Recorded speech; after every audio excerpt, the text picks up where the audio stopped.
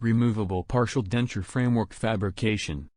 After fabrication of the master cast, the laboratory will perform the following steps in the fabrication of the removable partial denture framework. 1. Place wax blockout and undercuts on the master cast. Below heights of contour. Minor connector and lingual plate embrasures. Soft tissue undercuts, if necessary. 2. Place relief on the master cast. Under grid work. Over free gingival margin. Under mandibular major connector. 3. Duplicate master cast in refractory material, which will withstand casting temperatures. 4. Wax up framework according to design on secondary cast using prefabricated patterns. 5. Invest refractory cast, solder wrought wire clasps. 6. Burnout wax, cast in a chrome cobalt or other alloy. 7. Finish and polish, return to dentist. Partial denture framework adjustment. Even the best partial denture frameworks do not fit perfectly in the mouth. Stuart Rudd and Quibker have stated that up to 75% of all frameworks may not fit the mouth on the day of insertion. Since clasp tips are designed to fit passively into a specified undercut, any discrepancy in seating of the partial denture framework will cause the direct retainers to become active, thereby causing orthodontic movement of the teeth. For this reason, frameworks must be adjusted intraorally. This is accomplished most easily when the denture base is not attached to the framework. Metal framework try-in should be accomplished as soon after the framework is returned from the laboratory to minimize changes that occur due to tooth migration. Preclinical inspection and adjustment. Ensure that the partial denture has been fabricated as designed. The dental laboratory should never change the framework design without consulting the dentist. Conversely, errors in framework design caused by inaccurate drawing on casts or omissions in laboratory prescriptions are the fault of the dentist. The framework should fit the master cast. If it does not, it will probably not fit intraorally. Replace the framework on master cast as little as possible to prevent abrasion, in case a remake is necessary. The framework should be assessed using the following criteria. 1. Rest seats should be fully seated, adequate support. 2. Reciprocal arms and proximal plates should be contacting the cast.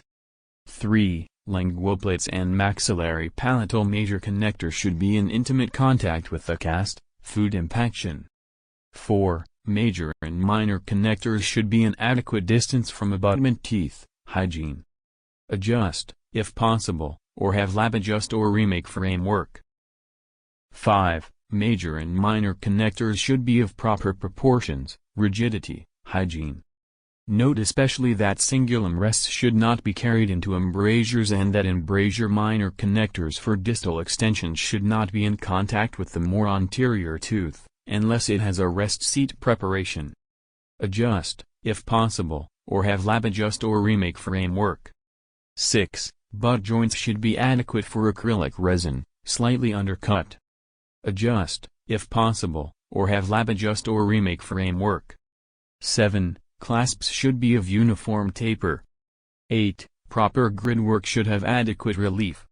9. Finish and polish of the framework should be adequate, no evidence of pits, nodules and scratches in the metal. Eliminate sharp edges that might impinge on the oral mucosa. Check framework with an instructor prior to making adjustments. These adjustments should precede the patient's clinical appointment for framework adjustment.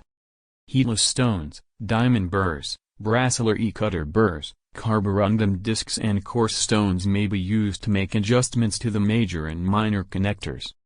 Remove and replace the framework on the master casts as few times as possible. In this way, it will not be severely abraded should a remake of the framework be necessary. Clinical adjustment, fit. Binding against one or more of the abutment teeth can cause inadequate seating of a framework. The areas of binding cannot be located without the use of an indicating medium. Several media can be used for this purpose. 1. Spray-type powders, occlude. A small amount is sprayed in an even continuous layer over all tooth contacting portions of the framework. The advantage of this medium is that it is thin and accurate and is not easily displaced from the framework. The material can get quite thick if oversprayed. Teeth, tissues and the framework must be dry to prevent the pigment bleeding and making reading of the indicator difficult. A disadvantage of this technique is that it provides only two-dimensional assessment of fit. 2. Disclosing wax, cure. A small amount of wax is removed from the jaw and placed on a mixing pad. A warmed instrument, number 7 wax spatula, PKT waxing instrument, etc., is used to pick up and melt a portion of the wax. The melted wax is applied in an even coat over all tooth-contacting portions of the framework. The wax is allowed to gel prior to placement in the mouth. The advantage of this medium is that it provides three-dimensional assessment of fit. Areas of burn-through indicate possible areas of binding, and the thickness of the remaining wax indicates how far the rest of the framework is from contact with the teeth. A disadvantage of wax is that it can stick to teeth or be wiped away easily if the framework is seated improperly. 3. Silicone impression materials or indicating medium. These materials can also be used as three-dimensional indicators. A disadvantage of elastic materials is that they can tear or pull off the framework. In addition, time is required for set of the materials. In this regard, the silicone fit-checking media are more useful since they have shorter working times. Use of indicating media. 1. Attempt to place framework intraorally. If gross resistance to placement is felt, remove and coat with indicating medium. If the framework seats, ask the patient if they feel the framework pulling on any teeth.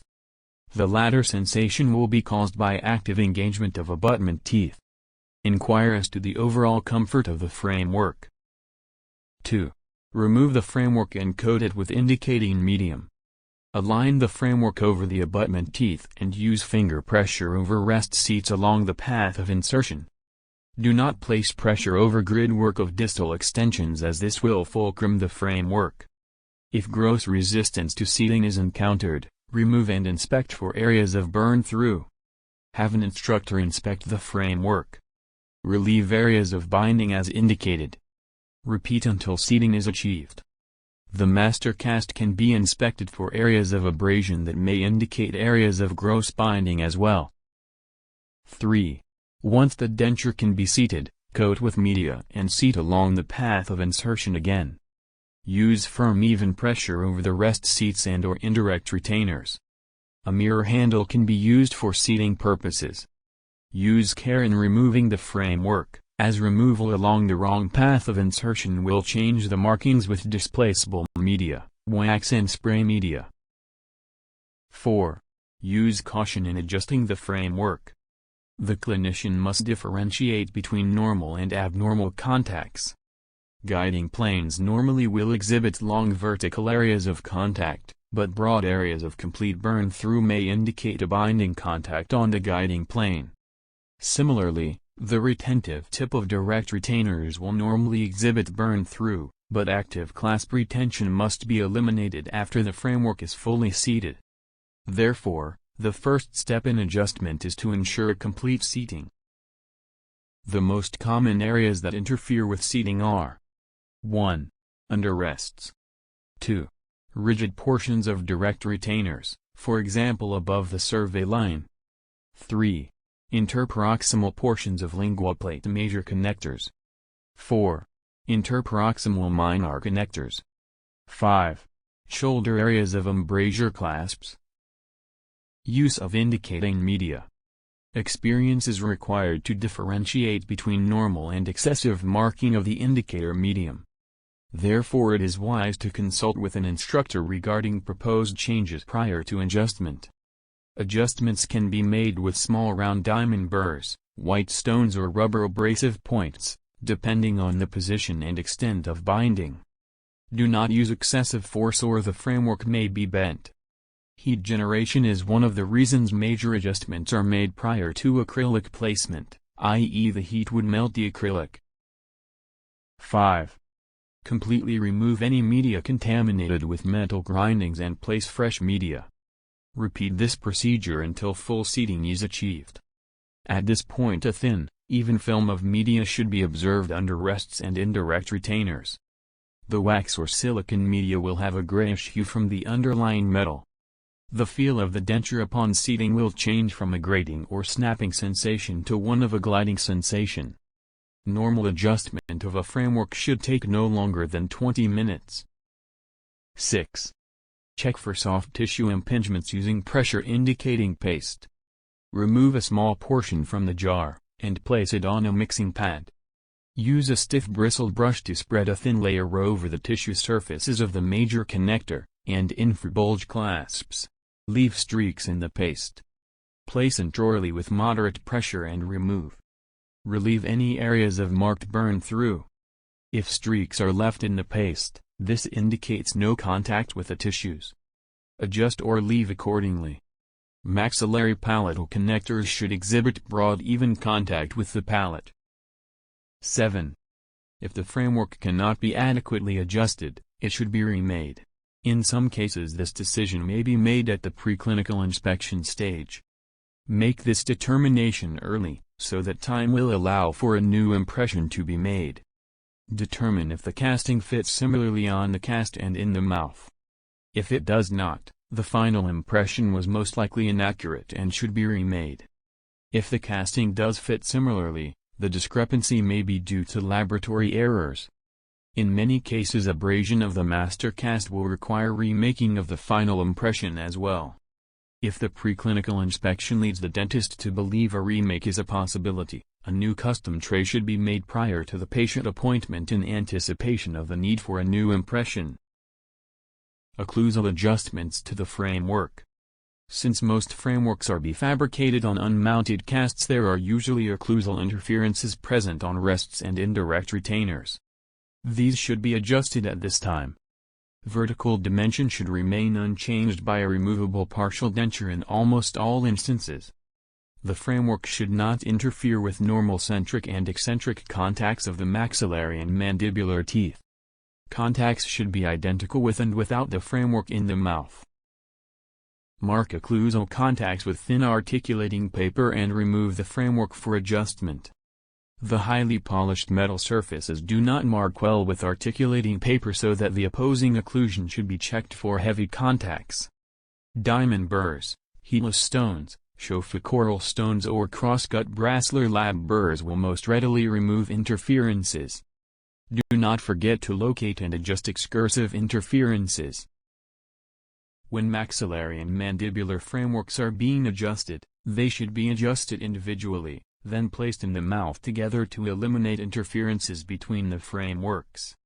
Occlusal rests or indirect retainers that have an adequate thickness, less than 1.5 mm, after adjustment will be subject to fatigue and possible fracture. The latter situation may occur due to inadequate preparation, i.e. not considering opposing occlusion, or subsequent extrusion of teeth. If the teeth have extruded, the entire framework will most likely not fit. If occlusal interferences exist that will excessively thin the rest seat preparation may have to be deepened and a new impression taken, or an opposing cusp or framework element may have to be reduced. Reduction of opposing cusps should be performed as a last resort to save an otherwise acceptable framework.